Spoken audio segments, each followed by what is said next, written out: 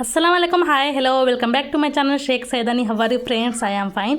ఈరోజు ఇఫ్తారీకి నేను ఎన్ని రెసిపీస్ ప్రిపేర్ చేసుకున్నాను, ఎన్ని వెరైటీస్ ఉన్నాయి ప్రతిదీ చూపిస్తాను. స్కిప్ చేయకుండా లాస్ట్ వరకు చూడండి. ఆనియన్ పకోడీ ఉపవాసం ఉన్న వాళ్ళ కోసం పంచడానికి ఇంట్లోనే ప్రిపేర్ చేసాము. ఆనియన్ పకోడీ అండ్ బీరకాయ పకోడీ 2 వెరైటీస్గా అయితే ప్రిపేర్ చేసాము. ఒకటి రౌండ్ షేప్లో, ఇంకొకటి ఇలా బజ్జీ షేప్లో ఇలా అయితే ప్రిపేర్ చేసాము.